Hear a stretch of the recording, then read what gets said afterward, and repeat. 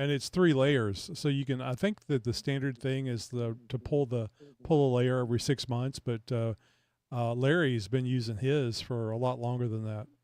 Mhm.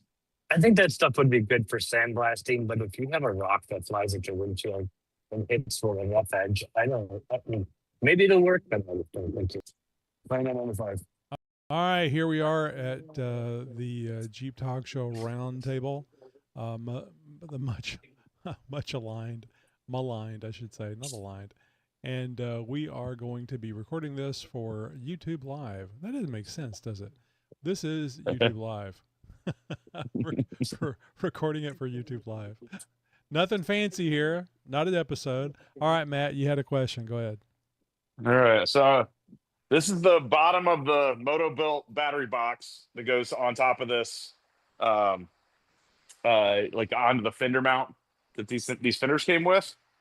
And they don't come with any hardware to mount it to the bottom. They come with the hardware to mount the little thing that captures the top of the battery. It comes it's got a whole bunch of holes in the bottom of it, but if you put a bolt on it, the battery is going to be sitting on a bolt. So I'm gonna have to go get.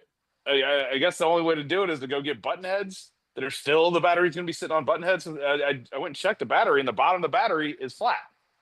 So looking at that, almost looks like the shape of a fan. Like if you put a fan underneath it or something. I probably could. It may be kind of keep it so you can. It's got access. Probably keep the weight down a little bit too because it is steel. Nothing on the Moto-Built site with instructions. Yeah, I'm pretty sure this one didn't have any instructions. It definitely didn't come with the hardware. So. Are you sure it has to have hardware there? I mean, it won't hold itself in place without something to the bottom. I mean, it's got to attach to the Jeep. But they're all very fast points. But yeah, so I guess I'm gonna have to go get some button heads. So you have a temperature sensor for the battery, don't you? Isn't there something underneath the Matt, could you use countersink bolt? Oh yeah. I mean, I could countersink it, but they're just regular holes. So you can throw a piece of foam pad on the bottom, so yeah, that wouldn't be bad. The button heads are sunk into that, so or do some of that like 3M, the rubber stuff, kind of like what's on the backside of the KC bars and stuff. But I was just about to grab some bolts and put it in, and I was like, wait, I probably shouldn't use a bolt head there. You could probably do one of those battery mat things too, because there's a lot of cars have that little mat that goes up underneath. Yeah, they have some that surround the entire battery. Yeah. So there wasn't, when I took it apart, there was not, the temperature sensor wasn't there, but the I have the vacuum box that goes underneath it, and then I managed to crush the vacuum line, so I got to plug that or something. What's that other sensor? I don't know if it's in the LJs or LJs and TJs. So what's that other one that's underneath there? Is that something to do with rollover? That's supposed to be the battery temperature or the battery heater or something thing, but it's the one that's like spring loaded. Yeah, mine didn't have one. So unless I moved it too much, but a little round sensor that was kind of a spring loaded. I thought it was something to do with rollover. Yeah, when I was looking, that I kept seeing people have that, and there wasn't one under mine. So. Oh, Matt, we were talking about stuff that goodies to buy for your LJ. Have you thought about windshield protection? I actually thought about getting a new windshield because it's got that it's like sandblasted, and I'm trying to remember. It's only like $175 for Safe Light to replace the whole windshield. I would especially encourage you to get something to protect that windshield if you replace it. That windshield defense stuff is pretty nice. I actually have it for the TJ and the JT. I just need to install it. What is that stuff? Just like a clear? It's 3 layers of plastic. It's kind of like window tint, but it's clear. So it's not like the Gorilla Glass stuff that you still got in your iPhones. How much is it? I think it's a couple $100. Yeah, so like I was saying, like I could like after pricing Safe Light, I just replace the windshield. Yeah, right. But if you put the stuff on there, then you don't have to replace it. Mm-hmm. And it's 3 layers, so you can. I think that the standard thing is to pull a layer every 6 months, but Larry's been using his for a lot longer than that. Mhm. I think that stuff would be good for sandblasting, but if you have a rock that flies at your windshield and hits for a rough edge, I mean, maybe it'll work, but I don't think it will. Well, it's actually the company. The primary company is Racing Optics. So Yeah, well, how many rocks are out on the racetrack? yeah, Um, pistons. Usually. yeah. You know, it's usually little marbles of rubber. Anyway, I have it. I'm going to try it. I think based on what I've heard and read from advertising them, it looks like really nice stuff. And they're not the only company that has this. I just like theirs. The other thing is I'm incapable of installing one of the covers for a phone without putting a fingerprint on it. I wonder how the hell I'm going to do it. Oh yeah, or you get an air bubble that drives you fucking nuts. Then you just rip it off. Chances are to be on the passenger side. Well, you know, it's funny, but I mean, this is probably way different. But when they came out with all the screensavers for phone and the tempered glass ones, I found that I was replacing them more than I would if I just don't use the damn things. I haven't had protection on my phone for years. Now I don't either, and I drop mine all the time. Yeah, and I like never that break the it. tempered glass. I think that stuff broke so easily. Yeah, that you can replace that more than anything else. Yeah. Oh, do they make Gorilla Glass for the TJ? That's a good question. I don't know. Because that's what I put on mine. Of course, the last Gorilla Glass broke, and that's another reason why I wanted to get this stuff. Is because I'd like to go for a while. You know, it doesn't get it. Yours isn't going to be a daily driver, so it's probably not that critical. Yeah, we've got through 2 Gorilla Glasses on the JL because we got it factory, replaced it with one. That one broke. We're on our 3rd one. And 70,000 miles, 71,000 miles, something like that. Not kind of what I've been pretty lucky. I've only had to replace it the one time that I broke it myself. No, I broke the goddamn thing. Well, the Wrangler and the Gladiator 96. Okay. So this is TJ as well. They're all the same price, $229, free shipping.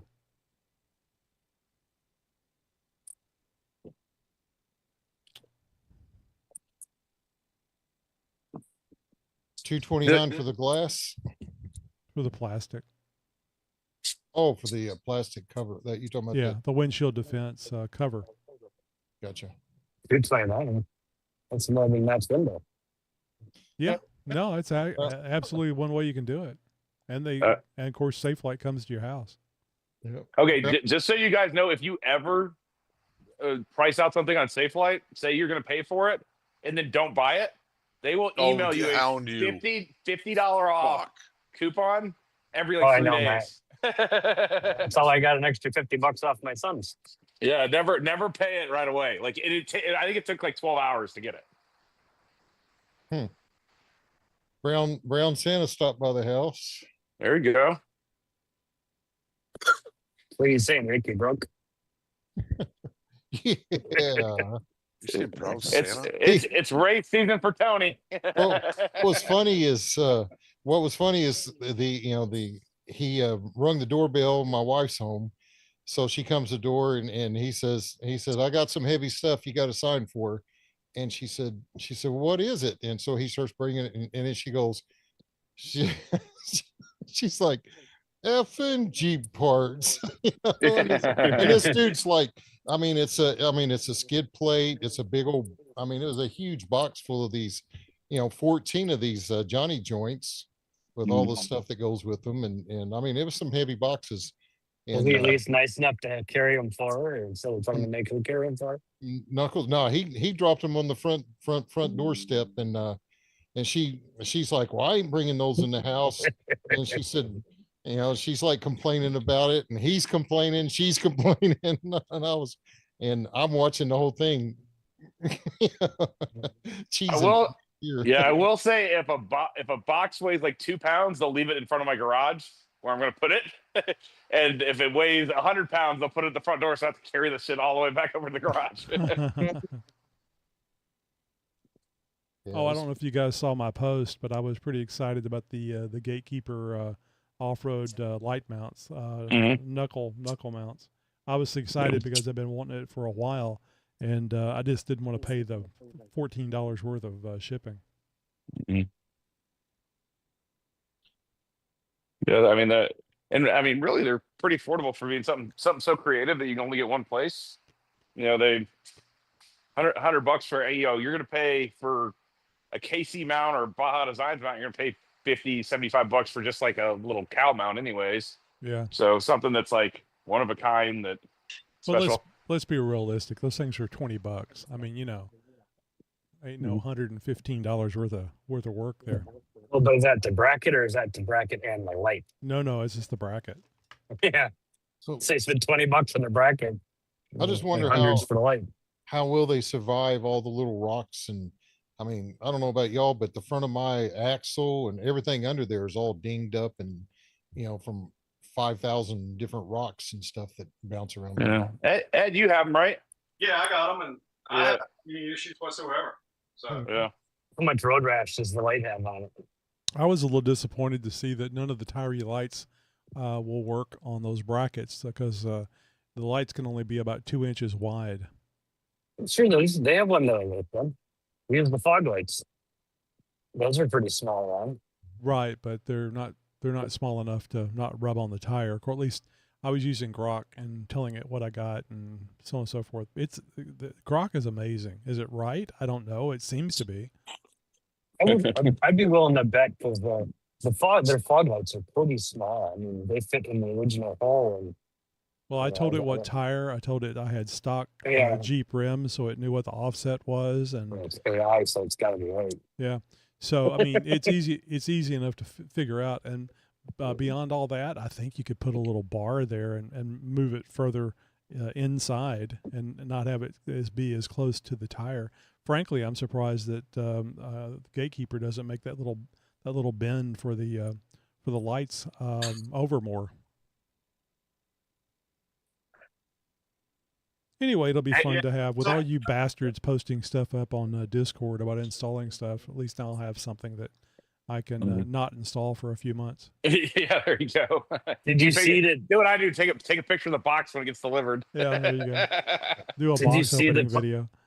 Did you see the Tyree post with my Jeep in it and my light bar? I thought that was pretty cool.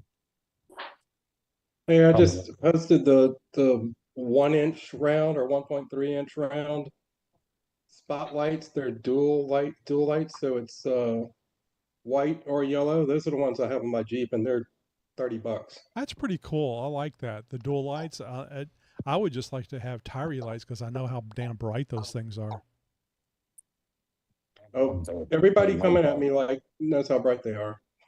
I love the idea. We've talked about it before. I think Travis was involved in the conversation. I love the idea of having amber down that low because that's just a great place to have bright lights, bright yellow lights and fog and stuff. Not that we get a lot of fog here, but still. Where did you mount those at, Glenn? They're across my winch plate. Okay. I'll see if I can change my background picture. And I thought maybe you had them on your knuckles like Tony's. I had looked at maybe getting those, but they are straight, and I didn't feel like making anything. And whenever I have 6 of those across the front, they're pretty bright. Plus, I got 2 spotlights on the up on the A-pillars. See if I can find a picture. Oh my God! I'm looking at a picture at on Gatekeeper Off Road. They have a set of these knuckle pod light mounts, and they're red. So I've got to paint mine red once they come in. Might as well do your knuckles at the same time, right? No, I'm gonna once I can afford it, I'm gonna get those things replaced. That's one of the things I just got in is my new knuckles. Yeah, I want to get rid of the aluminum things. If I start making some advertising money, I ain't gonna be going nowhere anytime soon. Hey Rick, any chance you got some pictures of how you did your brackets on your inner fenders for like the fuse box and stuff on your phone that you could post? Um, it's I took giant zip ties, There we go. drilled a couple holes, and Real sophisticated. Doing the manly man shit. Yes. Did you at least use the chrome zip ties? no, I don't know. They're big old fat zip ties. I was trying to get. I'll tell you the zip ties you want to get.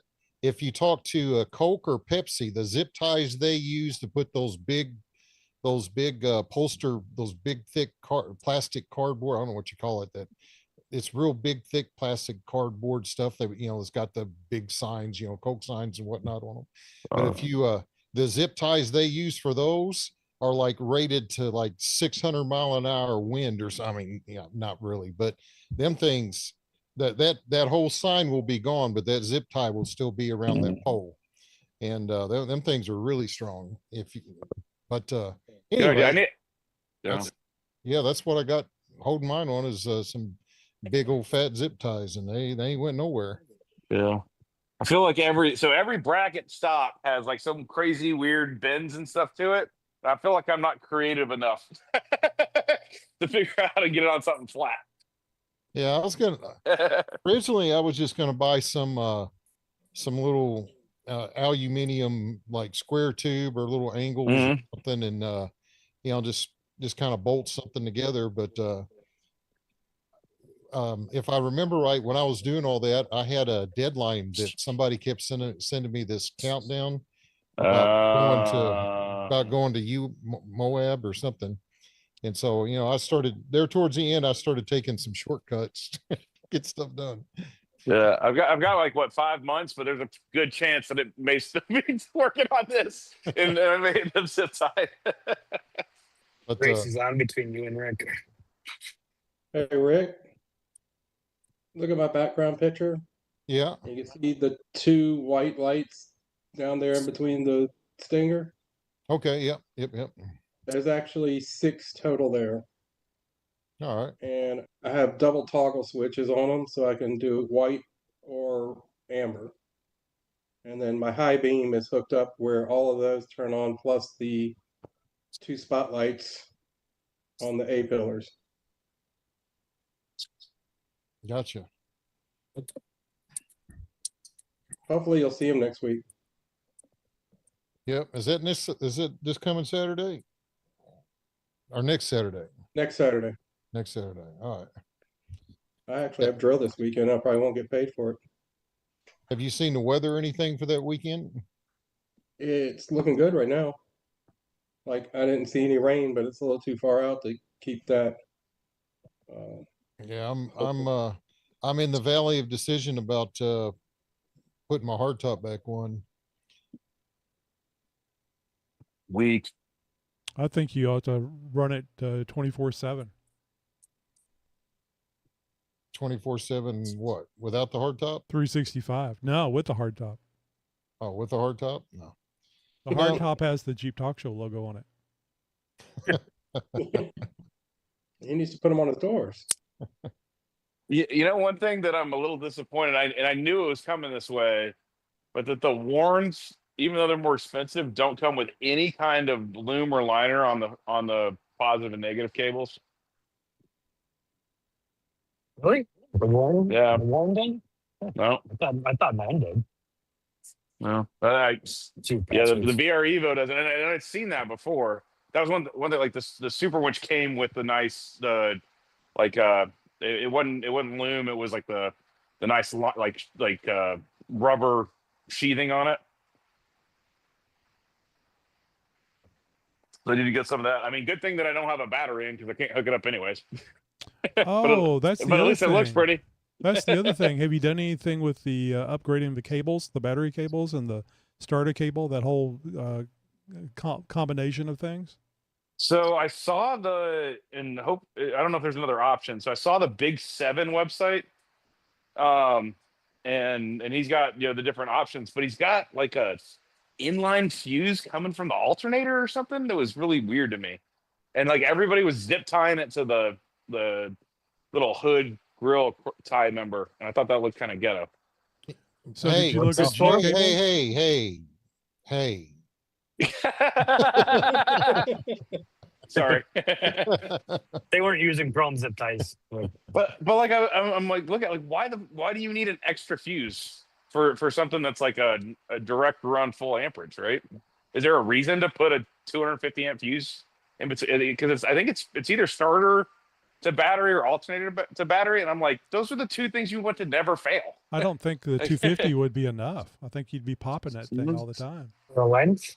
Well, especially if it was cold outside. I got that kit. I hadn't installed it yet. I've been practicing. I've been trying Tony's thing about savoring. yeah. We will So you really- we will not use any Jeep part until it's time. Yeah. So it's called, so the one I saw is called jeepcables.com. So the big 7, that goes from like 127 to 200 depending on how big you get. But it's got that weird freaking Well, if you don't like it, don't put that part in. no, but they give you 2 separate cables then. Because then you just have to do a positive and bolt it and like heat shrink it. And why not just make your own cables? That point, right? Are you talking about for like the length? No. It's literally between. Let's see where. I think I think it's just simply so you can disconnect your negative side of your battery. Like, you know, like think about all the different things you got to do. We got to disconnect the negative side of your battery. Are you sure that's not what it is, or is it for the power side? I'm looking.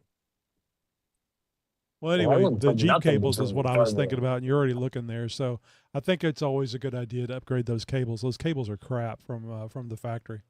Yeah, because So our big 7 kits also include the leads to the starter and the fuse box relay, as well as adding an external fuse to avoid routing the increase in current capacity through the smaller fuse box wiring.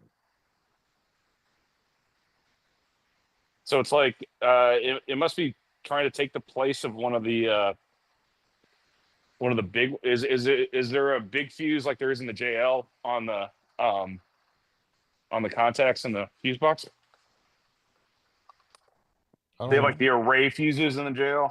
I don't remember. I don't remember. I don't see it. Yeah, I mean looks like it's just a mating surface. Yeah, I don't. There is like isn't there like an inline fuse that's all wrapped up in the JL? No, so it's I think the one in the JL is in the box, and they're like there's another they're one. like built-in ones. Or maybe that's just in the J cable. It's got those one that's like inline, No. and it's like you can't replace it. You got to replace the whole chunk of it because it's all soldered in. Yeah, I mean, I wouldn't mind doing it, but at some point, I mean, I've got a hydro crimper and everything, so I mean, oh, perfect. That's what I was going to say. Is make your own. The problem with making your own is that you don't have the tools that he has, but it sounds like you do.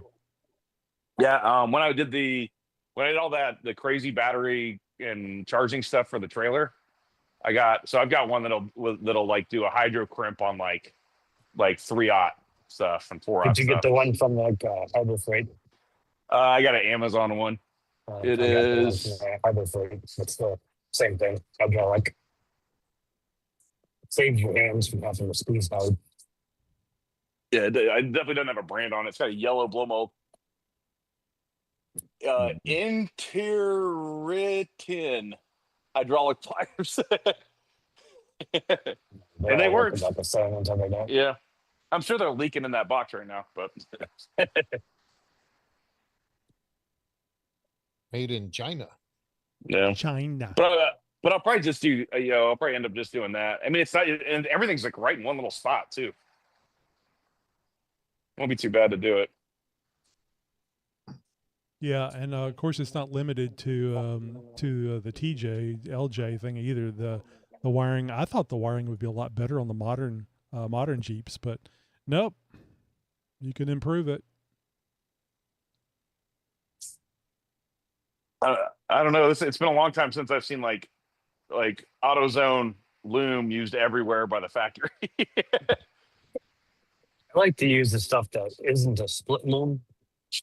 It's a little bit harder to install. It's more like it's finger trap stuff, but it's got it's more fabric-y than it is plastic. Yeah, I was kind of thinking about doing that too. I've been using that Tessa tape a lot too. That I really like that handy. stuff. Yeah. So we use like a split loom, but it's like a woven split loom at work, and then you use like shrink wrap on the end of it. So it's like the stuff you slip over, but easier to work with. And we found that stuff stays in place pretty good. I just like it to not be the standard plastic split loom, because it's notorious that you're going to get moisture in there. Oh, you know, and so it's nice to have something that will breathe. Yeah, this stuff, it's like I said, it's like that stuff that you like slip straight over. It's still a woven, but probably nylon. Just easier to install. But it's still split. Yeah. Yeah, so it's just easier to install. I wouldn't mind having like a couple, like, you know, if it had 2 rolls of it to it or something, little extra protection. I keep moving the harness, and I was wondering where the fuck is all this dirt coming from my new paint, and it's literally falling out of the loom every time I touch the harness. I get all my stuff from online. It's called wirecare.com. They make all kinds of different stuff. I had to get some stuff specifically for my airplane because I had lights on the wings and they were interfering with the antenna. So I had to get some stuff that you could grind out. I'm trying to remember where I got this stuff for signals. Wirecare is not bad. There's also a place called Waytech. Waytech, yeah. That's what we use at work. They make good quality stuff. Yeah, I'm trying to remember where I'll have to look and see where I found the stuff that I used for the camper, but it was good price. I think it was welding cable or something, but it was a site that was like an industrial parts site, and they would do cut the length cable. You know, the worst thing about that plastic wire loom is it kills your fingers when you're trying to split it up. And then it'll fall off the other end. You're trying to peel it apart to get the damn wire back in. Oh, fuck that shit. At least the soft stuff, I mean, you can just use a wrench. Of course, you can use a wrench with the plastic stuff too, I guess, to get the wire back in. You ever use that? A regular open wrench? Oh, yeah.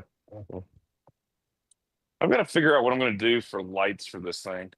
There's just not a lot of like the front bumper is so like I only have like 4 inches to stay under the headlights. I think I have to be under and inside to use them as driving lights in North Carolina. But Cab Fab has a Fairlead mount one, and I haven't put the Nacho Grandes on the truck yet, but I feel like that would look retarded on this. You should get Tyree's V48. That was absolutely freaking amazing. Oh my God. And I don't know if you guys, I think we talked about this on one of the interviews. They're 20% brighter now. I actually got the ORC guys, they do Jeep bumpers. We're friends, me and Ed are friends with them. And so it took him a while. He did the GMC one first because our buddy's got one, but I've got the light bar for the truck now. And that's what I bought the 2 Nacho Grandes for. And so, I want to get those on and see. They were expensive, but they have some cool stuff. Like all the relaying is built into them, and they'll do like you can do three triggers. So I can run SAE driving lights that are DOT legal, and then I can have a button that turns it from driving lights without a relay, from driving light to full blast. And then there's also like backlighting and stuff like that too. There's like 4 or 5 patterns or something I can choose from in one light with no external relays. It sounds like JW had a headlight that you could do that with. They had off-road mode where they basically turn everything on. Yeah, Tony interviewed them a couple years back. They're the rigid guys. So a couple of the rigid original designers broke out and started their own company. Oh, Nacho? Mm-hmm. Yeah, the owner of Rigid. God, I can't remember his name. Dude, they look fucking. They haven't left the box in a year, but they look nice. Yeah, the Nacho lights are supposed to be really good. Really good. Mm-hmm. I liked the part of the interview where he was talking about he's a big Nacho fan. He likes to go to various places to get nachos. He's searching for the best nachos. Yeah, and dude, the guys are all like chatting with him and stuff. They're awesome. They're all like wheelers and stuff. What are they doing? A show, a podcast, or something? No, I was just chatting with them online and okay. Trying to figure out if they had any mounts. They kind of narrowed everything down, and that's where I wanted to go with it for the truck. And like I just messaged him and he was asking if he knows anybody doing mounts. He's like, no, but like I have a Chevy a Chevy pre-runner, and I've got this company custom making one. I'm going to send you some pictures. Like they were. There's some companies like that, like Metal Cloak, like Will and Chris over there are really awesome to talk to. But you chat them on the site, and you actually get one of the guys in the office. Yeah, he was a good interview. Need to get him back on. He and I had talked about, he was interested in doing a podcast, and I floated the idea of me doing the podcast, helping him do the podcast, and putting it out for him and stuff. Just never got back to him on it. Mm-hmm. Most of the companies out there are interested in doing podcasts, but I think they either learned or they've heard that it's not just as simple as pointing a camera and a microphone and talking. So I've been I think I actually mentioned him a couple weeks ago or last week. Mr. Blaine hit from Blackmagic Brakes. Yeah, I was surprised that he was he was trolling you. Yeah. So we actually got in a long heated discussion about winch equipment rating. But so he started on Blackmagic Brakes, he's got Wizard recovery gear. And if anyone's looking for like winch line and stuff, he definitely like looked into everything, and his stuff is like it's like $150 for a replacement synthetic line that he's like made sure he went and found like the best stuff for. So, and most of those aftermarket, like the nicer, like the rated stuff is $300 for a synthetic line. So he definitely, I got a couple, after our discussion, I told him I'd make up for wasting all his time all that day by buying some soft shackles. I haven't opened it up yet, but he's doing it's like $35 or $40 for two. That's and he's gone through and tested them all, and like, it's like he's made sure that it's the right stuff. Where are they made? I think they're at least woven here. I think all the line comes from somewhere else, but is that like the made in China, assembled in U.S.? I don't know. It's not like it's just his little brand, and he like even his original stuff was he like saw an issue. He was trying to get like the best brakes possible for his TJ, and so he ended up hooking up with like a brake. His buddy at like Danco or something. It was like a big brake distributor. And like they went and picked like different parts and stuff and started making kits. And that's what Blackmagic Brakes is. And so he's one of the, like probably like a lot of us, like a super researcher. And then so that Blackmagic Brakes is him, putting those packages together. He's got like a special TJ PSC kit where you can buy like he's got like an accessory run, like all the hoses and stuff that are special fit to work perfect with a TJ. And then you like order this setting from PSC to make it work the best. But I think he's got like a different cooler and different lines and stuff on it, and then you buy the PSC main pieces. So I'm gonna have to go out in the garage and find them. Ken sent me a set of Tyree lights. He sent me a big box of lights, but he sent me one set that was small. He said, try these in your rear bumper. They may fit. And I haven't been in. The bumper's hard to get into with mounted to the Jeep. I actually need to pull the rear bumper off and repaint it because it's getting faded. But yeah. So I'll have to go out and look and see if those lights are the real little lights that Tyree sells. If so, they'll be super bright. They're 2.39 inches. Which AI says will rub on the tires at full lock, but I may be able to modify that bracket, put a little thing on there to move it over, and kind of like an add-on piece. If the bracket moves with the tire, how could it rub it only full lock? I don't know. That's just what the AI said. You know what I'm saying? I mean, because if No, I it's gonna agree rub, with it you. I would didn't. rub at any point in time. Yeah, I think your AI thing is, not exactly I understanding wouldn't. what I you're wouldn't looking think at. so. It is incredibly accurate though, but it's not infallible. Are you using Well, Grok or if which it's one? gonna rub Yeah, I'm using at Grok. full lock, it'll rub all the time. So I'm that using. moves with. Yeah, I'm using Grok 4. Man, it'll do some fun.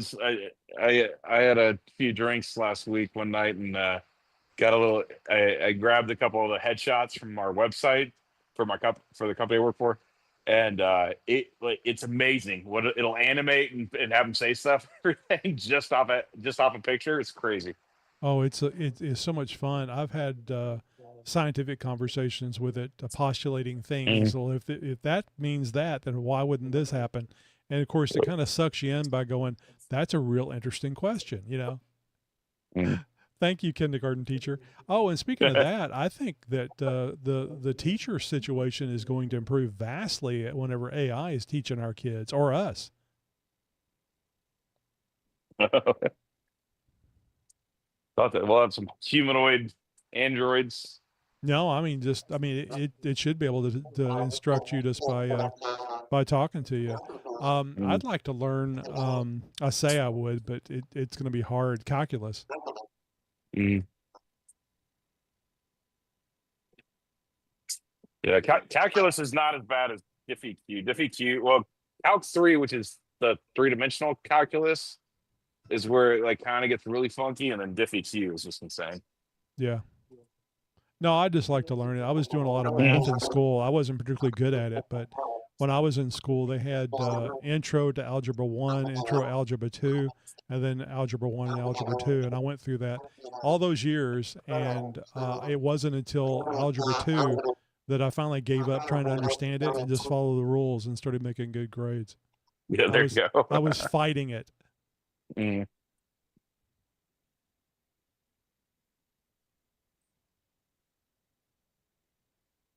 Has anybody used Chirp to program a radio? Oh, yeah. Yes. Yeah. I'm confused. I don't know enough about radios that what some of these columns are, or if I need to worry about them. That's like Skip. Huh? That's like the skip 'em. You probably just want to mess with.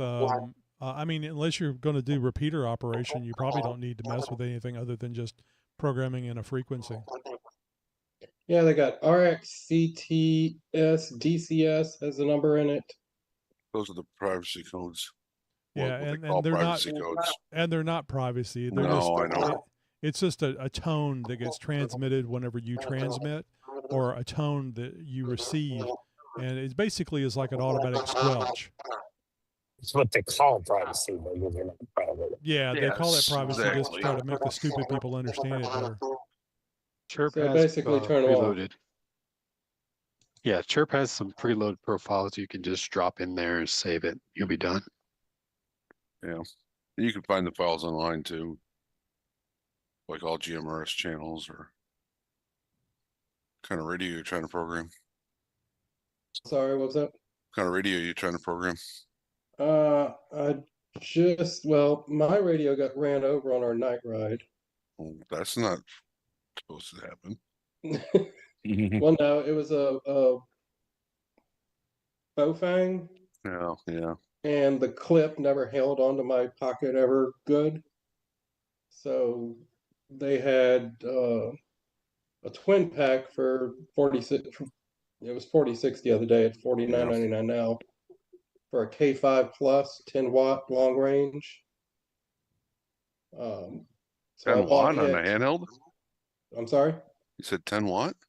Yes. When did you get a handheld that powerful? That's cool. Yeah, I was going to caution you about that 10 watts. Yeah, I don't think that's accurate, but okay. Well, I was going to caution you from the standpoint of actually using it at 10 watts. That's not like a last resort. Well, I figured that's higher chance. Yeah, that's what you do when you're riding at EJS with Roger and his wife. Yeah, then you click it over to 10 watts and just stop. That wasn't 10, that was 50. Yeah, no shit. Or yelling from halfway across Moab, turn his power down. You Hey, you key guys, up all and you the say, complaining you Channel do, Commander broadcasting. all that complaining you guys do just tells me my radio works really well. Hey, Glenn, if you want, I can send you my file. I'll give you all the GMRS. You can just use that and program. Yeah, if you wouldn't mind. Yeah, I'll send you in the chat my email. All right. Well, you can put it in the you could put it in the two-way radio Discord thing. Oh, too. yeah, I can do that too. I'll upload it there. Okay. So all It has the local programming ones you on there, guys but talk about, what do you Well, I need to- naming the channels or what? Well, I'm going to end up naming the channels too, because we usually tell people channel 2 because not everybody has the frequencies on those little handhelds. yeah. Well, I'm just curious because I've never, I mean, the Midland and mine, the Midland and Life's, the ones I got from Rugged Radios, I've never programmed anything. Find I'm the just damn file. using. Well, I mean, you have a GMRS radio. I don't know. Is that a GMRS radio that you got, Glenn? Yes, it is. It says Bofang 5K 5 plus ham radio, 10-watt long range. That's not a GMRS radio. That's why you got to program it. Okay. No, I'm not saying you can't use it on GMRS. Legally, you cannot. But yeah, I mean the ham radio will work just fine on the GMRS frequency range, but it's not meant to be used on GMRS. Oh well, that's what it's being used for. Oh so yeah, no, I understand. I don't see any reason buying two different type of radios to do the same damn thing. Is that what Bill one's uses just a little too, more complex to use. It was $50 for the radio. They came with 2 headsets, not the little over ear ones, but it surprised me they came with 2 handheld mics. So my plan is to have one in the Jeep all the time with a mic on it and running it to the antenna I have mounted on the back of the Jeep. And then the other one will be the one I grab when I get out. Yeah, I mean, if you're on the Jeep power, the 10 watts is fine. I just think it'll run your battery down if you're walking around if you're doing a lot of transmitting at 10 watts. No, it says you can set it for high, low. Oh yeah, no, absolutely. And in just a ham way of doing things is to set the power to the lowest setting that you can still communicate with. So I was planning on using the higher end GMRS radio channels for the higher watts because of Jeep Jamboree. We usually use those channels. But when are you ever going to be in a situation where you need to use high power? I mean, it's kind of like what they were giving me shit about before. When I was out in HAS, I didn't even know it was on high power. It should have never even been on high power. Because 9 times out of 10, you're talking to the guy that's right behind you, right in front of you, or 3 cars up or 3 cars back. There's never a need for high power. No, it's talking to the other groups. So we have other channels that we use for like if something happens, then we have an emergency channel that they come over and ask if anybody could help. Because this also has 2 channels per radio. I think they're it's uploaded in the two-way chat, two-way radio on the Discord. Cool, thank you, sir. Yeah, there's a bunch of other channels on there, but you could just delete them. If you get stuck, Glenn, just ask some questions there on the on the Discord. But it is, once you've done it once, then it's really easy. It's kind of like dating. Yeah. Just figuring it out the first time. Yeah. That's it. Is that the same ones that Bill uses that he's got programmed for? Works like for the ocean radio. Yeah, I mean there's the frequencies. It's a file and you upload it. Oh, Chirp is great. I have them programmed, like it's GMRS 1, 2, 3, the actual numbers that correspond to the frequencies. So, the Midland frequencies. Yeah. Well, Midland uses this. Well, it's the same Motorola and everybody else uses too. Oh, I will caution you guys whenever you're programming up the various channels for GMRS to make sure. Well, I don't think that you will ever have any problems with the FCC. But if you're putting out too much power on the FRS channels, they might be able to figure out that you're not using a GMRS radio. So what I did was I programmed the FRS channels to be whatever it is. I can't remember. It's like 5 watts or something, but they keep the power low on the FRS channels. And then the higher channels like 22, I think it's like 12 or 13, 15, whatever on up, you can do the full 50 watts. Yep. Yeah. What channel do you name Don't Tell Roger? Eject. Say if I say 17, well, you going 17, we're going 19, right? So just to share, Northridge is not like the normal code, like the Jeep Talk Show code, and the forum code don't work to get discounts on Moto Built anymore. Right? They caught him doing it or whatever. If you call Marcel, if you call into Northridge, he's been giving me 5% off plus free shipping on everything Moto Built I've been ordering for this one. Well, you know, the last thing I got from Motobuilt was the skid system, and it was cheaper from Motobuilt than it was from Northridge. And I think I did have a discount. I think the Jeep Talk Show discount was working. I mean, Motobuilt had a sale going on. That's one of the reasons why I got it. And I'll just mention this.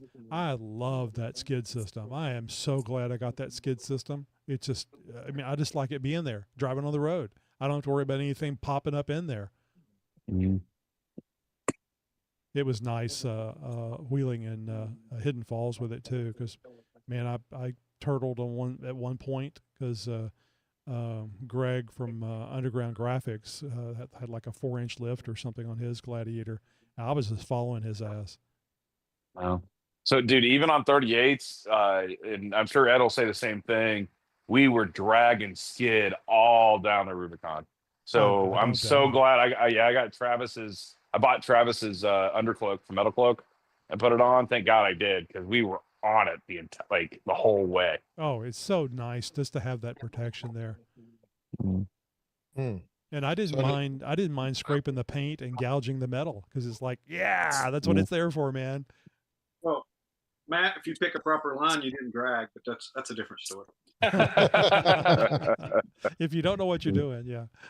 So you're saying whenever you weren't spotting me?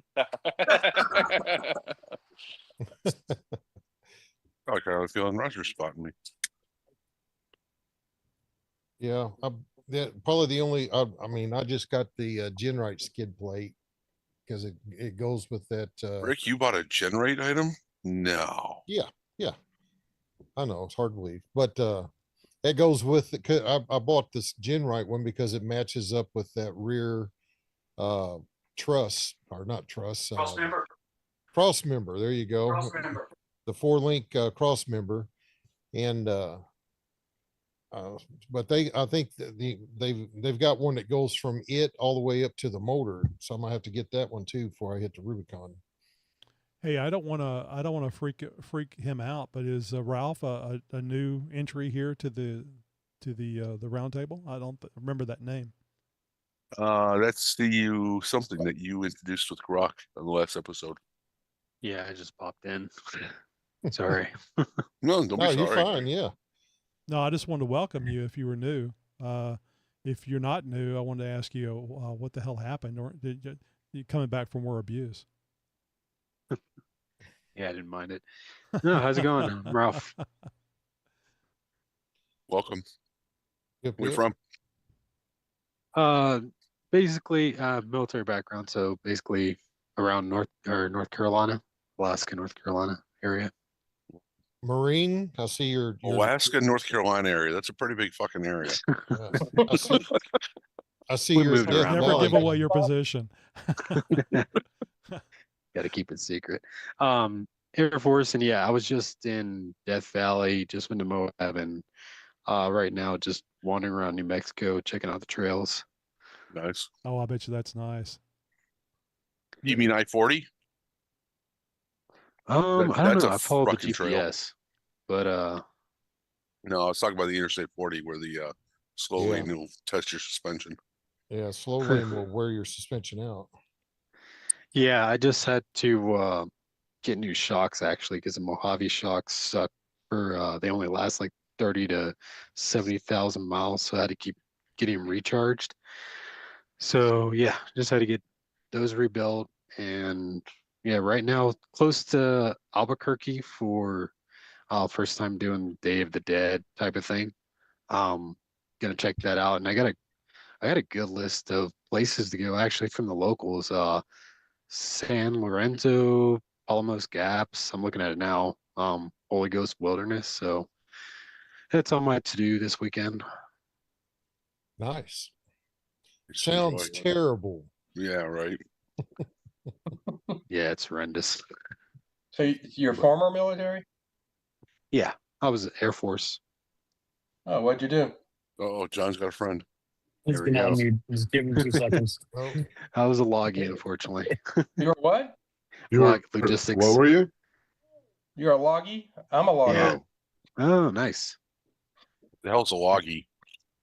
Logistics. Logistics. Oh, Breaking my back. With deployments. is that like the brown Santa for the Air Force? Pretty Yeah, much. just working overtime a lot. How long were you in? 8 years, actually. Okay. Well, when were you in? Gee 07 whiz. to like whatever it was, 15 or something like that. So you got, I got out in 06. I was a comm troop. So Oh, there you go. did you get to do any deployments?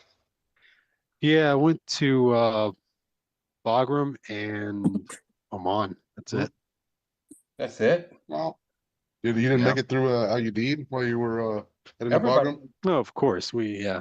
Look at IUD Bob. Kuwait. I was actually stationed at IUD. Nice. Yeah, I got there. I was like, man, you guys got a movie theater, if I remember right. Yep. So if you Oh, cool. spend some time at the bra, go get your little drink card punched with your 3 drinks a night or whatever. If Yeah. you're lucky. The Yeah, best they part have pool about that was tables if and somebody had a birthday while we were over there, everybody would give them one of their drinks and their little drink card type thing. I forgot about that. Holy crap. John, what's better is you go over there with your civilian DOD ID and then your military ID so you could have 6 a night. Because they changed it over to the CAC readers where you put the CAC in and it kept track of how many drinks you had. So when I was there, it was still like a little punch card. You hand it to them and they had like a little hole punch and they would just punch it off or whatever. I just go run to the Yeah, it was Nice was gym fun. too. Yeah, nice gym. So I liked how they had base town and ops town separated. So kind of gave you a little more flexibility in base town.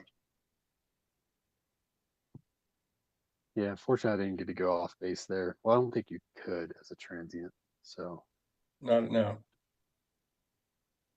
Oh, you I did was get a chance to go try to drive through the roundabouts with all the Lamborghinis and Hayabusas flying by you and everything.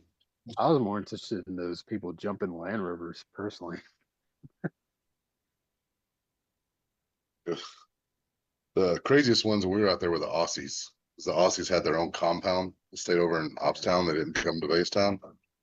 And you'd be in uniform, like doing your thing, walk by, look over, and they'd be out there in flip flops and Hawaiian shirts with a barbecue grill going and a beer, just kind of hanging out, watching everybody else in their reflective belts. I was on night shift, so I didn't get to see much of shit. I remember them in Or Bagram. I worked Weird. if you know the base or even as a transit, if you saw where the giant golf ball was, that was what I worked in. Oh yeah. Well, they were probably still working out of the tent at the time instead of the building. Well, when we got over there, we didn't have anything for conduits to run fiber between the tents and the buildings and everything, so we used the 20-ounce Coke bottle trick. I don't know if you saw that. Yep. You just cut the ends of the Coke bottle off and shove them into each other, and Yep. you run your fiber through that and bury it in the ground, and there's your conduit. So Sure, that's how our pretty infrastructure here in the U.S. is. yeah, Well, it's impressive what you Spectrum. can come up with. when my supervisor It gave me their zipper net was in a tent. I was like, well, that's really yeah we had zipper I mean, it was in a tent, but the tent was inside of a skiff, right? So kind of thing set up. So you couldn't get to the tent unless you were cleared. Well, by the time I got there, they had the big, looked like an old warehouse they turned into the reception area. The big overhang that came out. And then they had a What small, where the brawl is? huh? You talk about the giant where the brawl was? Oh no, this is over on the other side of the flight line. Because they now have a customs building now too, where you had your amnesty box that you get to throw all your stuff in that you weren't supposed to be bringing in the first place. One guy had One a girl grenade. went up to my supervisor and said, "Do you have a black bag? Because some of the stuff you weren't supposed to be bringing were sex toys."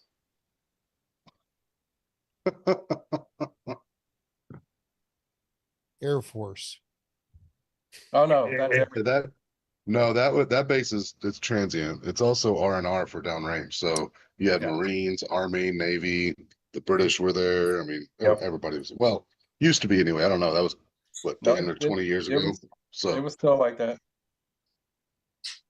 I was trying to do a support agreement with the.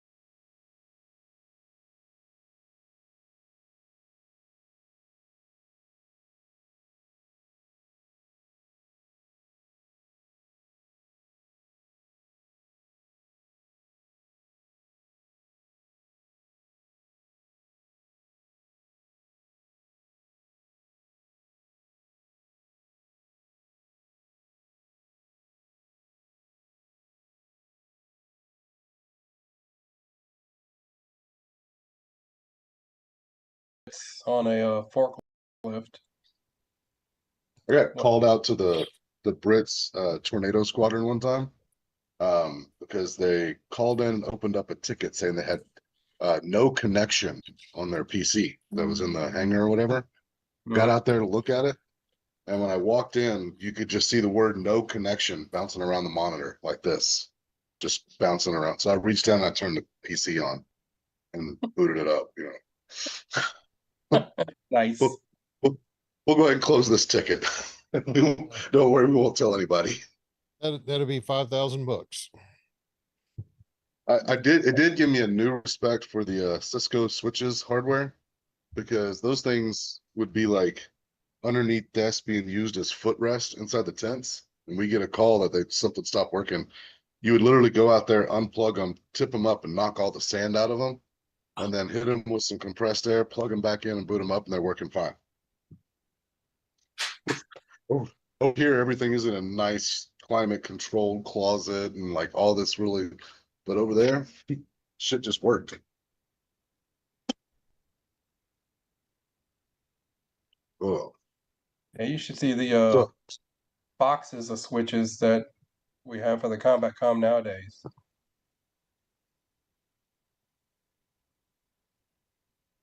It's like one Probably of them. all white box shit now.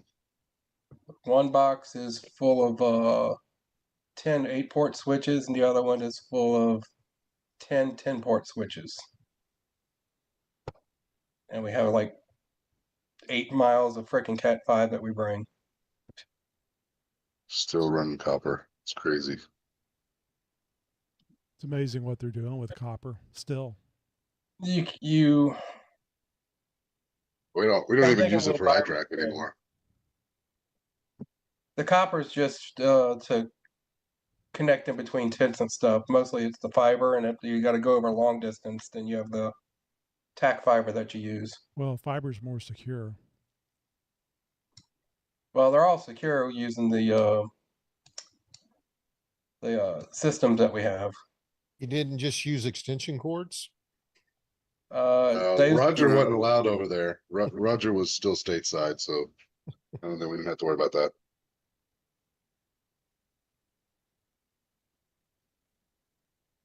Did y'all see what I posted earlier about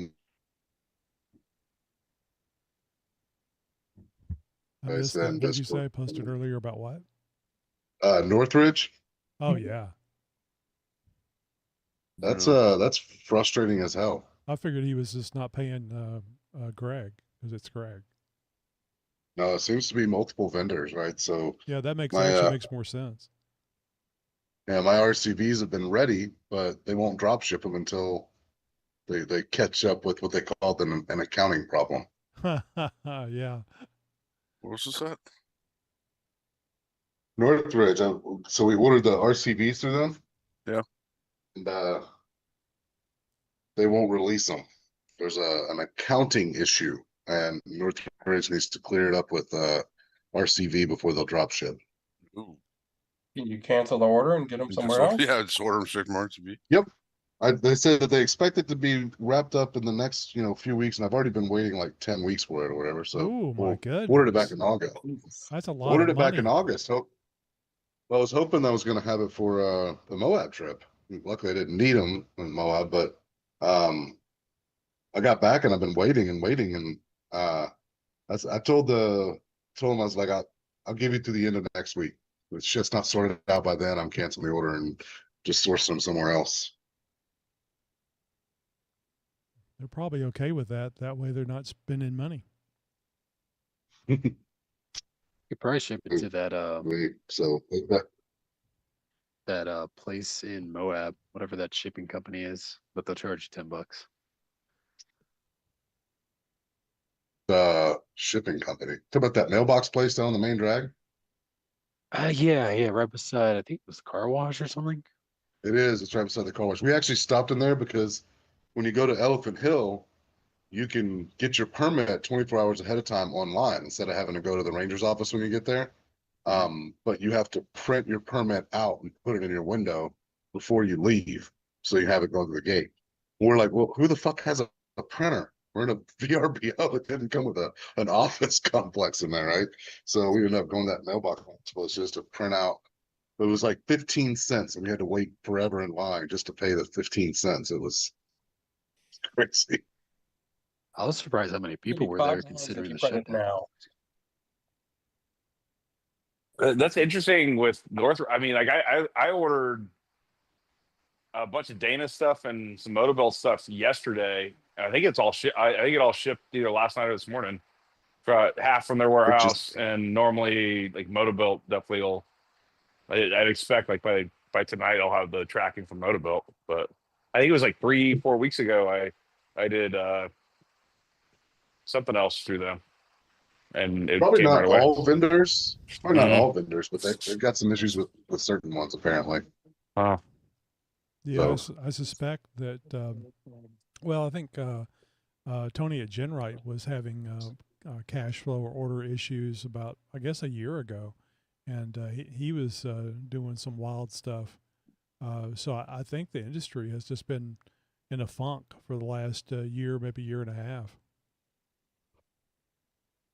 Because they keep giving so much shit away. RCV would be flush with fucking cash, much as they charge her. Well, and some of it's RCV just, may not be the issue. some of it's just administration stuff. Like I work in the parts business, and there's a company that we do drop ships for, and that also purchases from us, or that we purchase from, and their office staff will sit on orders for days before they even send them to us. Dude, So some we of it's fight just administrative. Yeah, in construction, we fight our accounting department to get our guys paid. Like it's literally a battle every week to make sure checks get out the door. Yeah, and I'm not, we're not saying, doing the payment run till next whatever. Yep. Yeah, and I'm not saying Fucking hate Northridge isn't paying the bills. I'm just saying whatever accounting problem they have is really delayed out my RCV shipment. Yeah. So, Yeah, accounting problem to me sounds like a nice way of saying pay the bill. it did, but I didn't want to make an assumption on something, especially if you're recording it and going to put it on YouTube live. Yeah, just my opinion. So I'll say it. They need to pay their bill.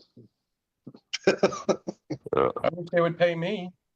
Well, I think that's. I mean, they could I always think come on that's the here industry. and tell us what was going on. Tell us about RCV not providing product or whatever's going on. Did you get Well, a I good know- Get somebody deal? from Congress on? What's that? Can we get somebody from Congress on so I can get paid? There Well, you there's go. a But there's There's a a guy- donor. there's a- There was a anonymous donor that gave $130 million so you guys could get paid. I think that was just the military, and since I'm civil service during the week, it doesn't count. Ah, Yeah, that well, was just I'm sorry, active- man. active duty. That's your fault. You chose poorly. I think it's like $7 billion to pay the troops anyway. 7 billion to pay the troops anyway. Do you feel like you got a good deal there, John, on your RCVs through Northridge? yeah. The Not if he deal doesn't wise get is 'em. great. He's The got a deal great wise- picture. Got great pictures of him for $3,000. I wasn't actually it was around 1,400, I think, Yeah. for the set. But the problem is so they actually shipped a set out initially, but they shipped the one for the factory e-locker, and because I run the Dynatrack with the Eaton e-locker, they were the wrong ones. So it started out with RCV having the Eaton e-locker ones back ordered, so they were waiting for the back order to come through, and then the accounting problem came around, and then I don't know.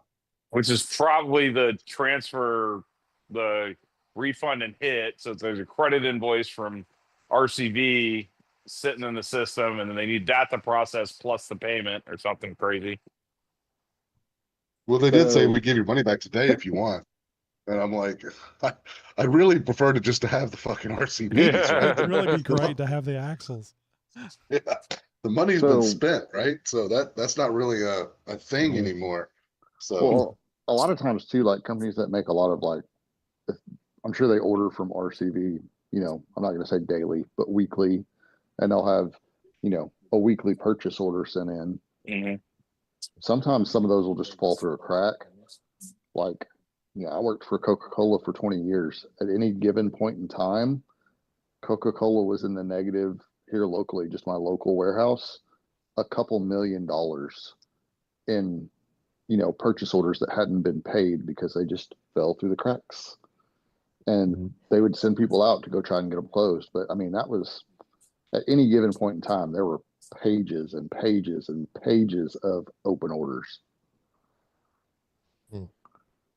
That But and all half I the could- time it's like the vendor not recording it correctly. Like our crap will get like put on another company's stuff.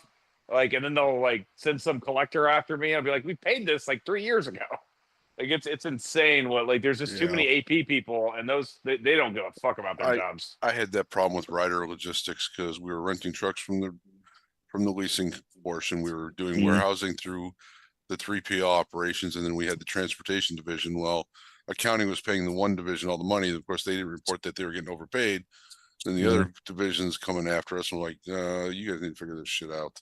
Yep. And then they take their fucking sweet time figuring it out. Well, we'll get it fixed on the next payment run next week. Yeah. Bite me. God, I hate Yeah. that response. Yeah. So I got a Jeep JLJT question, not to mess up you guys' accounting crap, but Hey, ask or die, man. Get in there.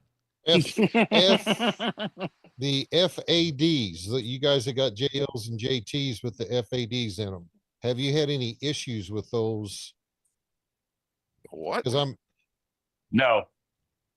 and reason I'm It's for asking an axle disconnect. You got one on yours, Steve. Oh, Why didn't you just say electronic quick disconnect? It's not the It's not I the think slate called bar a- disconnect. It's Yeah. different. It's the I don't axle. even have a I don't even have a Oh, wow. JL, and I know it's called Yep. an FAD. You have a 3-piece axle is what you got, Steve. Yeah. I just never heard called the FAD. So, well, because the question is, when I go, eventually I'm gonna put RCVs in there, and the option is you can put a 2-piece a single axle, 1-piece RCV or the 2-piece RCV on the passenger side and basically delete the FAD. So that's my question. Has anybody had any experience with having issues, especially once you go with bigger tires? I would delete the FAD as quick as possible. I mean, I've run 37s for 60,000 miles and probably 4,000 miles on the 38s, and no issues. I With think it. the issue with the fads that I've seen at least have not really been with the shafts. They've been with the housing and The the weak electronics spot that themselves. comes from the box side. Right. Well, Yeah, I'm the housing breaks at the fad point, right? right. Well, I've got a Artec truss coming. Thanks, Ed. You're welcome. Awesome. And anyway, I got an Artec truss coming for that, so hopefully we'll have that part resolved. But the part Rick, that whenever I was talking with RCV, whenever I put them in this one, you know, on these axles, they actually suggested do not delete the fad, keep the fad, you know, on the JL axles. Why? Part of it is you don't want to, because of the JL axles and everything, you'll backspin everything, and they said that's the whole reason for the fad. You don't want to backspin like your T case constantly. I thought the reason for the fad was to save 59 cents in gas every year. What's that? But you also don't spin anything back of the axle. Yeah, but I spin everything on the back of my JK axle because it doesn't have a fad, and I haven't had any issues with that. Right? I owned enough 90 Chevy pickups that I never want to deal with a fad. Right, but part of that is my understanding has to do with the way they set the axle up. They didn't give it enough pinion angle. Once you start tilting that axle up a little bit, you kind of just robbing Peter to pay Paul in order to get your drive line where you don't have a vibration. I mean, realistically, that's a good point for you, Rick. Is that so? I would bet your front drive shaft shorter than ours on the JLs, and the fads keep it from, because you don't have it spinning, then you don't have issues. So the 392s don't have fads. They have the fad housing, but they delete them from the factory. Right. And those guys have issues with aftermarket drive shafts vibrating. Yep. That's one of the things I heard. So, but I just wondered if anybody else had any issues with, that it's got that slide collar that goes over that. Have you all heard or seen, or does anybody break those? I don't think there was one. I think I sent you the poll I did on the JL forums. Right. I don't think there was one fad collar issue. I don't think the front drive shaft would be that much different. Yeah, I think from everything that I've seen in person, I've seen it a lot. The fad issues have really been housing. So I've seen two in person on the highway, one on the highway on a turnaround, and one in somebody's driveway, just driving where the housing just cracked and like their whole axle kind of tacoed down or whatever and broke. And but again, that wasn't anything related to the shafts or anything like that. That was just the factory JL housings. I don't think I've even heard of a disconnect. Do what? I was just saying, you're not going to get rid of that potential problem just by doing a front axle disconnect delete. I don't think I've actually heard of someone spinning a collar, Rick. Right. Like, because it's just actuated, like a electrically actuated collar that goes on it. I don't think I've heard of anybody spinning there. Rick. It's essentially the same style collar that's in a manual transmission chip. You should give Rich a call. Rich had a lot to say about it because I asked that question about trucks a while quite a while back, and he had a lot of information about it. Another thing, Rick, if you want to maintain it, let me know. Because I've got the service manual, so I give you the pinouts and everything, and you can literally have it turn on and off. Yeah, I'm just going to run I'll figure out. Basically, I'm just going to have a rocker switch where I can, disconnect it or connect it depending on what I've got going on. Okay. I mean, that'd be easy for me. I don't have any computer issues or any of that crap going on with it. Just disconnect or connect it. But before I spend $1,500 on RCVs, I'd kind of like to know, do I, which ones do I get? And the RCVs do have a lifetime warranty.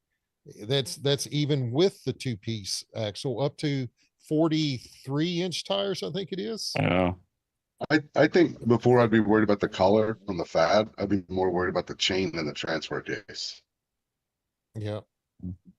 Like Do you- my primary focus would be getting an Atlas over deleting a fad kind of thing. I mean, I know the price is equivalent there, but I mean, that's where I would be more concerned. I mean, if you're gonna have a JL axle, I mean, putting everything in there as close to factory possible, I don't think you can go wrong either way, personally. Yeah. And Are you gonna go with an Atlas later? Say again? So are you gonna go with an Atlas later? Or are you gonna stay with the No, eventually transfer case? Eventually I'll go with an Atlas, but you're looking at $3,000-$4,000 and Right. But what I'm saying is, if you're asking your question, the people that are running Atlases with the gear driven transfer case that have that front drive shaft coming in, is there a preference of one versus the other on an Atlas? So Matt, you didn't have any issues, but you've got the clutch driven transfer case like the 392, right? Yeah. So, is it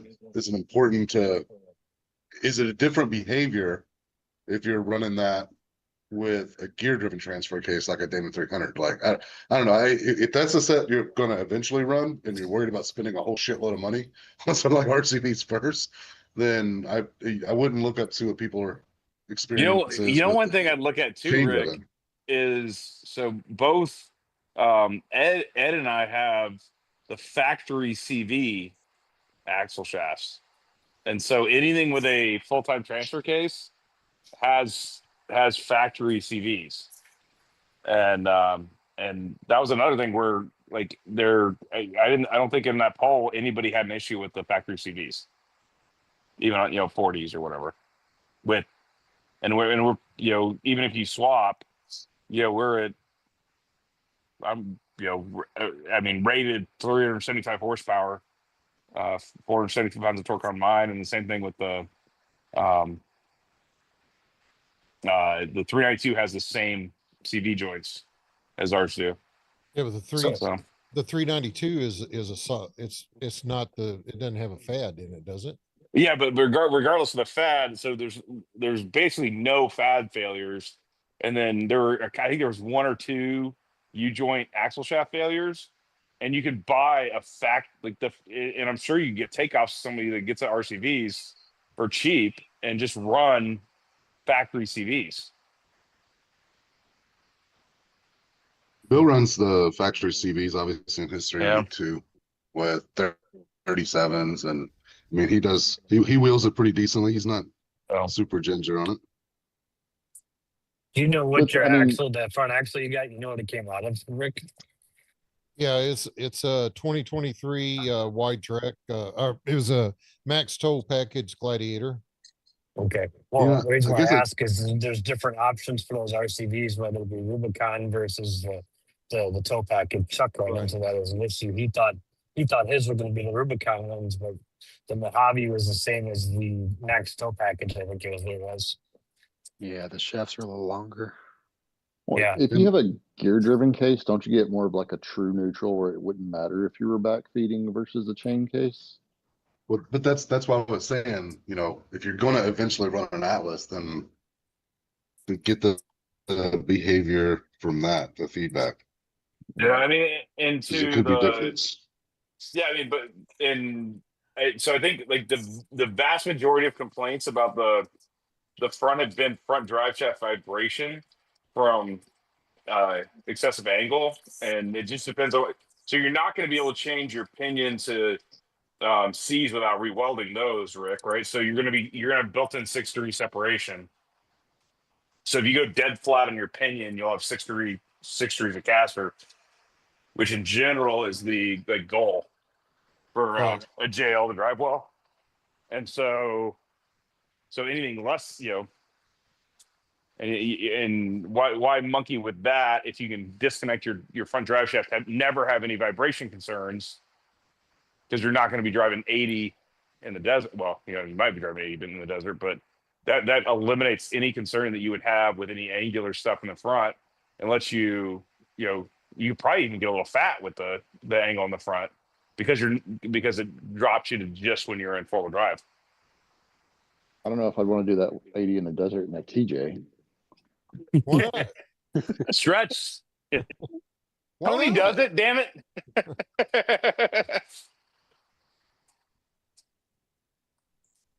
So it sounds like the keeping the fat is kind of more what everybody's leaning towards. Yeah, Just because of the advantage versus the disadvantage. To me, it's just another failure point, but That's what I think. But if they're not I have failing, 130,000. Yeah. Yeah. I mean, if they're not failing, potential but yet failure they're giving you the advantage of not having to worry about front axle vibration. I mean, I think to me that would say keep it, because the failure point that seems like it's actually happened is not the fat itself; it's the axle housing. How are you going to know when you need to change the U joints? Change the U joint. when they come apart, like mine did. There you go. Yeah. Oh, that's actually a good point. Rick, did you have U joints in yours? Not CVs. Oh, In and the my front drive axle? shift, yeah. No, Yeah. the front axle you bought. Yeah. No. Yep, it's U joints, but I'm re-gearing, so I'm gonna I'm gonna change out that back yoke to the 1350, Mhm. so it matches up with my drive shaft. I've also got I picked up a factory locker for $200, which I thought was There you go. which Oh I yeah. thought which I thought was a pretty good deal. So I could put that in there, but that also changes which axles you put in. So, I'm to put that in, I'm gonna have to get different axles anyway. So I can either, maybe Axles or drive shafts. Axle shafts. Axle comes a different spline count. 32, Gotcha. right? I don't know what it is, but it's a different spline count. That's why you have to do different ones. Yeah, well, yes. and there's a different, different. it's a different length. It's a different length, and that's the main thing. You might be able to trim, to get the different length. Well, that was what you can, because I think Chuck was saying that's what RCB told him to do, and he was like, "Fuck off! I just paid you $50. I'm not gonna chop saw my axle shafts and cut a little bit off. You're gonna send me the right ones." He wasn't very happy with that. But that's also what you do. Like the Yukon rears for ours, you trim to fit. Yeah, and you just got to turn it right, and Ed will tell you why. well, that's the same with, like, if you buy like a 9-inch from Mosier or QuickTime or one of them, that you, like, if you order a custom length housing or custom width housing, a lot of times they'll send you, X length axles and say cut them to fit. Like, that's pretty standard. That's not weird. Yeah. So, because I'd have been out there with a chop saw making those fuckers fit. That's a tale. I got rid of the Grand Wagoneer this week. Yep. That was a sad one. Sad one I to thought get you rid liked of. that. Why'd you get rid of it? Oh, I loved it. It saved us around $700 a month, and almost none of that was car payment. It was insurance and gas. Oh, I was about to So say, we it got sounds like a fucking awesome fucking resale, huh? But no, the resale tanked, man. So I think we probably lost about half the equity we had in it, I think. So we're still, when we traded in, it paid off Tahoe. So, it was, we had quite a bit on there. So it was still good. But right now, the brand new ones you can get for like the mid-60s for the base Grand Wagoneer. That's not the regular, that's a Grand with the discounts that they've got running. So that really hurt trade-in value. But we went with the Grand Cherokee Overland. It's still got every one of the features besides the Hemi that the Grand had. It's got the massaging, air conditioning, heated seats, whatever. It's even got night vision in this thing. It's got the automatic air ride, suspension, all that stuff. It just doesn't have the fucking Hemi. So it does not have butt massagers. So I wouldn't have it. It does. It actually does. I thought you said it didn't. No, it does. It has the massaging seats. It has all of that shit. But it's the back Bill got rid massager. of not the butt his massager. Wagoneer as Oh, well. it didn't is. he? But it's the back massagers the same way that the Grand had. It didn't have a butt massager, it had a Grand back massager. That's what I'm saying. If it doesn't have a butt massager, what's the point? But if you Alright, have seen the latest advertising from Jeep, it's not the most comfortable vehicle to have sex in. Oh, Because that's Oh, what we that- use to make our decisions for buying a vehicle. I did like that that commercial. That is a good so commercial. that Did y'all- comedian did- Eliza Schlesinger, she was Yeah. back during COVID. There's an arena right by our neighborhood, and they wanted a way for people to still make money, I guess, in the area. So they hosted outdoor events, and one of them was her doing an outdoor stand-up routine of hers. And as you can tell from that commercial, whatever, she is rather filthy, and it's a lot worse when she's not, doing a commercial for a major car company. And she was commercial just did I miss? telling these jokes. She was just telling these jokes over It's on loudspeaker Discord. across the whole neighborhood. So Yeah, pretty bad. is that real or is that just her playing around? Like, has Jeep got that out or? No, Was that- Jeep Yeah, put it Jeep- out with her. G in it. posted it. Yeah, Oh, G shit. posted it. Yeah, I did not know that. I caught it like 2 days ago, and then I saw it again today. And I was like, I need to share that. I shared it on one of the Facebook Jeep Talk Show pages. But yeah, you were talking about Wagoneer, and it made me think of that. I actually shared it and saw it again today. The biggest cost savings for us was, number one, it was almost out of warranty. It had almost 36,000 miles on it. But the biggest ones were 9 miles a gallon at premium fuel versus 20 to 25 miles a gallon regular fuel. And then the other big one was obviously insurance. When you put 2 teenagers on it, they charge you a fucking fortune for insurance on Grand. So Hey, it was quick, massive. hey, quick question for Ed and Rick. I just posted a picture on Roundtable. I have just kind of mocked in, and I still got to bend it up. But were you guys able to fit your PDCs on the outside of the AC line, or did you have to go to the inside on the passenger side of the fenders? I just can't tell if it's going to clear the hood or not. I think I put mine on the outside. Yeah. I'd have to go out and look. I think what I did is I actually moved, you got it, carefully, but you can carefully and not, I didn't move it very far, but I moved that AC line in towards the motor just a little bit. Like a half inch, kind of rotated up. Yeah, just kind of I don't know, a couple inches. That's probably further than I'm getting out of it. But I just posted a picture on Roundtable if you want to look at it. But so I can get it like all the way back towards the battery and get it in the bin. And so if I could put it there and it just flatten, because I have the bracket just stock right now. So if I flatten the bracket out, I think I can get it here and still get all the wires connected. And it's kind of nice as it tucks it in. I just don't know if it's going to clear the hood once I get it all the way cut. Hey, Matt, I'll keep talking, but I'll carry mine over where you can see it. So.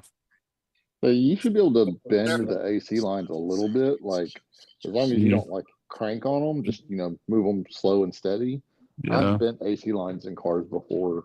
It's never been a big deal. Yeah. I've got it rotated, so I was able to fit it. So if you look at that picture, like I've got the AC line rotated about an inch up, like an inch towards the center line of the engine, and I was able to shove the PDC between the AC line and the fender. I just don't know because when I finally cut the hood right, I just want to make sure the hood's going to shut on it. Yeah, Ed's trying to show you his, but everybody else started talking. I think you talk, Ed. Yeah. Oh, okay, Matt. So here, hang on, working my way back over there. I thought you were looking at it, but see can you see it? Yeah. Right inside of the relay box, and so it's kind of angled in. I think my inners are a little flatter maybe than yours. Okay, but it fit. Okay, it fit on the inside. Okay, cool. It looks like he bent his AC line more too. Yeah. So.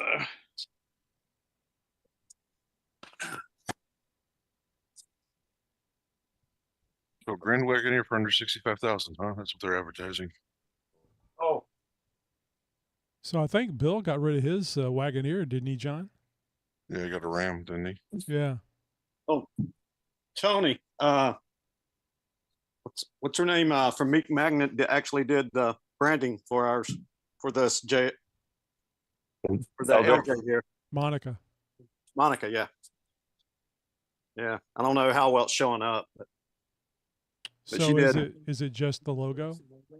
no, it's the whole it's everything that's dark and even Oh, that's nice. and the orange and everything that matches. Yeah. Oh, they do great work. I mean, I've never had any Meek Magnet stuff. I'm just going by what everybody told me that went to Moab, and I guess it was this year actually that had the Jeep Talk Show logos. Yeah, I saw his and saw Ed came by in person a week or two ago, and it looks great. Like you can't you don't think it was a wrap, right? Yeah, so she gets to do the white JL next. They have hood. I don't know if they're magnets. I think they're just stickers, but they have hood. Different hood things, or you can do I think a custom hood decal. Yeah, I think she has branched over into like vinyl stickers and that kind of thing. Yeah, so Ed was telling me they got to have two different things. One for basically for the JL, they got to do it in some like sucker thing, like a thing that like sucks onto it. And whereas for the LJ, because it's all steel, it's actually magnets. Yeah, what they started with. Technology. Yeah, it's kind of like a static clean type thing.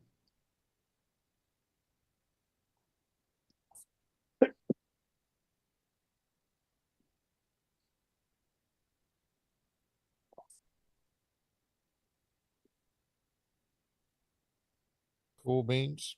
I seen where Ed, I seen where they Arctic said they shipped my stuff, so I should be getting that. My brown Santa gonna be complaining about that one too. Yeah, I actually received the tracking number today and put it in the thing so it would send it to you. Deal. I had the white Santa for the barn stuff, and he did not like the skid plate. Oh no! But yeah, white Santa for purple and orange Santa. For me, was like you got a whole bunch of shit. Well, mine came over like 3 different deliveries over 5 different days, like. Mm-hmm. But the skid plate came by itself, and that was the one that like he complained about. Yeah. Yeah, when I got my barn skid plate, it just came bare with a sticker on it. It wasn't wrapped in it wasn't in a box or anything. Yeah, mine same thing. Yeah. I think that says a lot about the quality. They don't care. They're not worried about it being damaged in shipping. Yeah. I don't know. It's a badass skid plate, dude. I don't think it would stay in a box. Oh yeah, I know what if you that mean. truck got in a wreck, I'd be more worried about the truck than the skid plate. How thick is that skid plate, Rick? Which one? The one you got on yours. The barn. I got the Barnes flat one on there right now. I want to say it's 3/16 at least. It may be whatever gauge is thicker than that because it's pretty thick. I got it sitting right under mine right now. I can check it. Mine was 3/16 from Undercover Fab Works. It was heavy as hell, I can tell you that. I would have guessed that mine was 3/16 as well.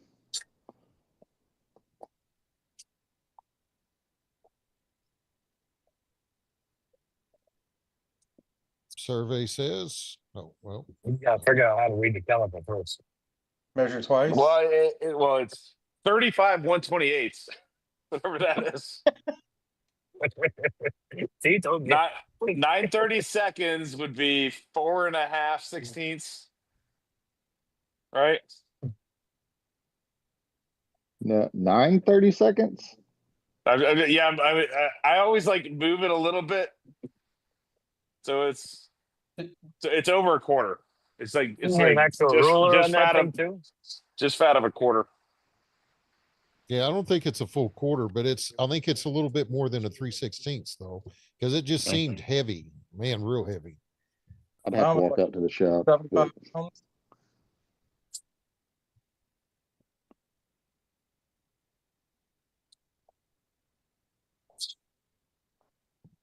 And you did a body lift, didn't you? Yeah, I did a 1 inch body lift. I did that Terraflex. It's got the Terraflex one with the aluminum little pucks. They're aluminum pucks, not the rubber pucks.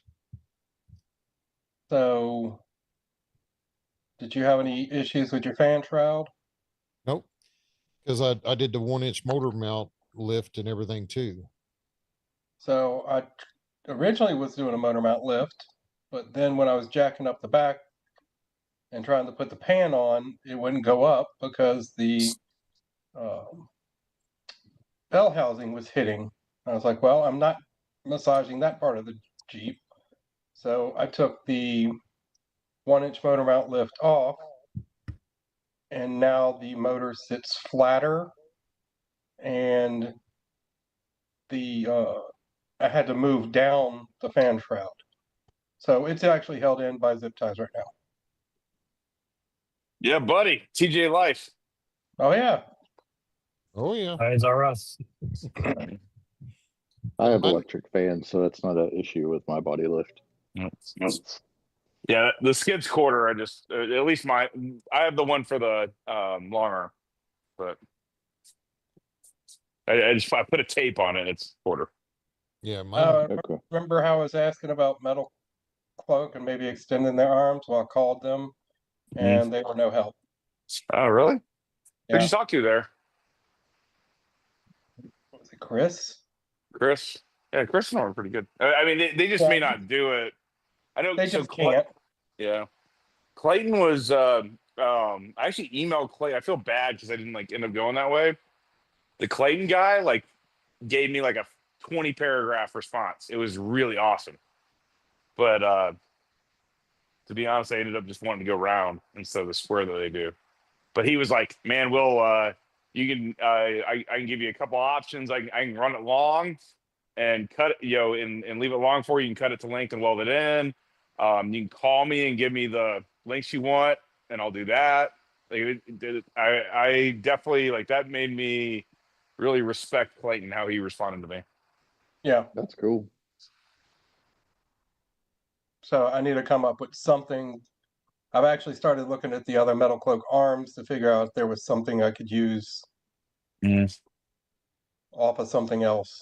I'm really disappointed that Chris wouldn't have done that for you. He's always been really good for me. Well, I mean, yeah, I love their products, and there's, no hard feelings against him for not being able to do it. I just don't know how they get their products. I mean, maybe their stuff gets shipped into them already cut the length. I'm not sure. Do they do everything in house, or is it some stuff? I thought that at least that they do in house, but can you do straight, or do you have to have bends? Those are the ones I have are straight, and that's why I was kind of looking at the bent ones. But if I get the bent ones, then I'm going to have to get another Artec truss and cut off the mounts on the lowers and reposition them probably. So if you've already got straights and you're just changing lengths, TMR will do aluminum links for you, and we'll do a custom cut. They'll custom machine it to the thread pitch of the metal cloaks. I mean, they're not cheap, but they're not they're definitely way less expensive than say going to a RPM kit or something like that. But so I want to say the pair maybe $350 or $400, and they'll you tell them how long to make them, and what pitch to what thread to thread the ends at, and they'll machine it for you and ship it out to you. I might talk to my buddy who's does a lot of race car stuff. He might know somebody who could do that locally for me, maybe. The other option I could think of is getting longer tubes on my own and then cutting off the metal cloak joints and having them re-welded on to the new longer. All right. Well, we're going to wrap this up. This has been a YouTube live. Hopefully, you enjoyed listening to the roundtable. It's every Tuesday and Thursday, 7:30 p.m. Not quite sure if we're going to be doing a recording on the Thursday one or not, but certainly on Tuesday. So, not an actual episode, but something that you can watch and listen to on our YouTube channel. Thank you very much. Have a great night. Like they have like 3 different thicknesses they'll do, and you just tell them it's a different price per like range of length based on aluminum. Here we are at the Jeep Talk Show roundtable, the much maligned, I should say, not aligned. And we are going to be recording this for YouTube Live. That doesn't make sense, does it? This is YouTube Live. We're recording it for YouTube Live. Nothing fancy here. Not an episode. All right, Matt, you had a question. Go ahead. All right. So this is the bottom of the Moto-Built battery box that goes on top of this, like onto the fender mount that these fenders came with. And they don't come with any hardware to mount it to the bottom. They come with the hardware to mount the little thing that captures the top of the battery. It comes it's got a whole bunch of holes in the bottom of it, but if you put a bolt on it, the battery is going to be sitting on a bolt head. So I'm going to have to go get. I guess the only way to do it is to go get button heads that are still the battery's going to be sitting on button heads. And I went and checked the battery, and the bottom of the battery is flat. So looking at that, almost looks like the shape of a fan. Like if you put a fan underneath it or something. I probably could. It may be kind of keep it so you can. It's got access. Probably keep the weight down a little bit too because it is steel. Nothing on the Moto-Built site with instructions. Yeah, I'm pretty sure this one didn't have any instructions. It definitely didn't come